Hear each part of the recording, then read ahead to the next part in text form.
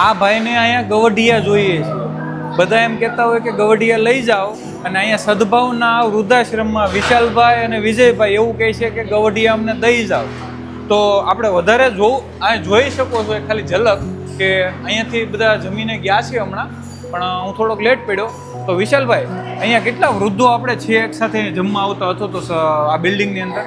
સદભાવના વૃદ્ધાશ્રમમાં અત્યારે ટોટલ 850 જેટલા વડીલો આશરે રહી રહ્યા છે. એમાંથી 400 450 જે વડીલો હલનચલન કરી શકતા હાલી ચાલી એક તો એ બધા નીચે ભોજનશાળામાં ભોજન લેવા આવતા. બાકી બધાને આપણે પથારી ઉપર જે પથારી વસવાય બેડ ઉપર ખોરાક આપતા હોય. એટલે રૂમમાં પથારી સુધી ખોરાક આપે. અને સેવા કેવી અપાય છે એક તમે થોડુંક વર્ણન કરો ને. કોઈ પણ નિરાધાર હોય, નિસંતાન હોય, દીકરા વગરના વડીલો માટે સદભાવના વૃદ્ધાશ્રમને અમારે માવતર જોઈએ છે એવી ટેગલાઈન સાથે કામગીરી કરીએ છીએ કે કોઈ પણ પથારી વસવાય, કેન્સર જેવી ગંભીર બીમારી હોય તો પણ સદભાવના વૃદ્ધાશ્રમ નિઃશુલ્ક એક પણ રૂપિયો ચાર્જ કે ફી લીધા વગર એને આશરે આપે છે. દીકરા ન હોય, કોઈ મોટી મિલકત ન હોય, ગમે તેવી ગંભીર બીમારી હોય, પથારી વસવાય, ડાયપર ઉપર હોય, એવા કઈ કેટલાય વડીલોને આપણે સાચે 400 જેટલા વડીલો અત્યારે ડાયપર ઉપર છે.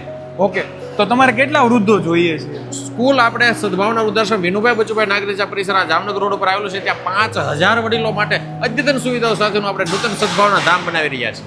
તો વિચારજો કે અહીંયા અદ્યતન સુવિધાઓ સાથે હું તમને એક ઝલક બતાવું થોડોક બહાર આવીને, કે બધી જ સુવિધાઓ અહીંયા ગવઢિયાઓને મળી રહી છે. કે જેમના છોકરાઓ નથી એમની માટે પૂરેપૂરી સુવિધા અહીંયા આપવામાં આવે છે. કે ડાયપરથી લઈને દવાખાના સુધીનું, હોસ્પિટલનું, કોઈ ઓપરેશનનું એક પણ રૂપિયાનો ખર્ચો અહીંયાથી ક્યાંય બહારથી નથી. મતલબ દાનપુણથી જ આવે છે. કોઈ છોકરાઓ અહીંયા આપતા નથી. મતલબ જે છોકરાઓ વગરના માવતર હોય છે એમને અહીંયા રાખવામાં આવે છે સદભાવના વૃદ્ધાશ્રમ રાજકોટની અંદર.